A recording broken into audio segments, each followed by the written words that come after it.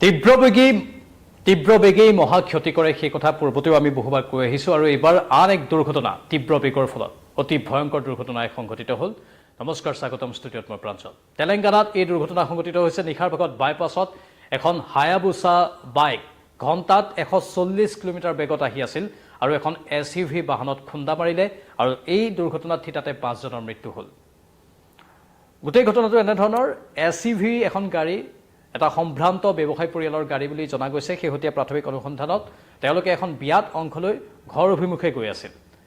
নিশা তেতিয়া কিছু হৈছিলে, সেই সময়তে হঠাৎ এখন হায়াবুছা বাইক বিপৰীত দিশৰ পৰা আহি গাড়ীখনত প্ৰচণ্ড জোৰে খুন্দা মাৰে।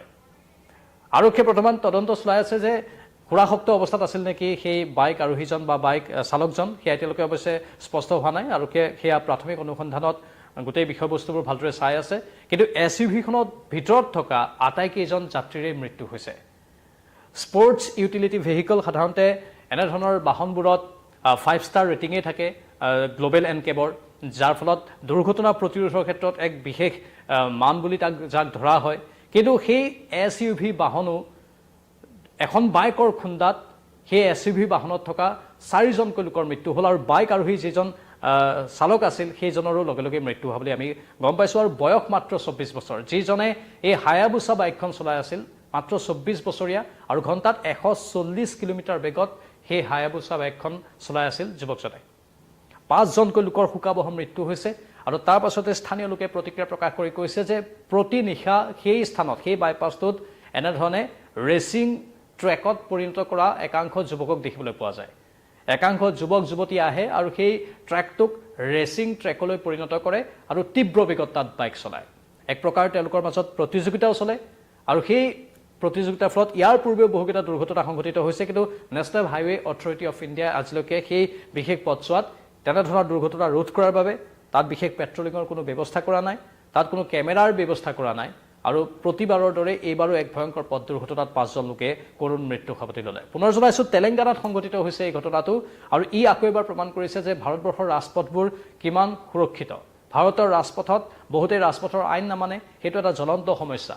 ৰাজপথৰ বাবে এটা নিৰ্দিষ্ট আইন ৰূপায়ণ কৰাটো ভাৰতবৰ্ষৰ দৰে এখন দেশত অতি কঠিন আৰু যিসকল উঠি অহা প্ৰজন্ম আছে তাৰে একাংশই বাইক ৰেচিং বা এনেধৰণৰ একাংশ প্ৰৱণতা নিজৰ মাজত গঢ় দি তুলিছে, যাৰ ফলতে বহুকেইটা শোকাবহ দুৰ্ঘটনা সংঘটিত হয়। SUV এখন বাহনত থকা লোকৰ মৃত্যু হৈ গ'ল। এটা সম্ভ্ৰান্ত ব্যৱসায়ী পৰিয়ালৰ সেই 4জন সদস্য আছিল, এখন বিয়াত অংশলৈ ঘৰ অভিমুখে গৈ আছিল, কিন্তু এই দুৰ্ঘটনাই তেওঁলোকৰ বাবে কাল অমানিশা মাতি আনিলে। আমি এই মুহূৰ্তত আমাৰ সতীৰ্থ সাংবাদিকৰ পৰা পোৱা তথ্য অনুসৰি নেশ্যনেল হাইৱে অথৰিটি অফ ইণ্ডিয়াই এই বিষয়টোৰ সন্দৰ্ভত এক জৰুৰী বৈঠকৰ আয়োজন কৰিছে। সেই নিৰ্দিষ্ট স্থানত কি কি সুৰক্ষামূলক ব্যৱস্থা গ্ৰহণ কৰিব পাৰে, কিন্তু মাত্ৰ এটা নিৰ্দিষ্ট স্থানৰ ই কথা নহয়, গোটেই দেশৰ ৰাষ্ট্ৰীয় ঘাইপথ বা ৰাজ্যিক ঘাইপথৰ ই এক জ্বলন্ত সমস্যা।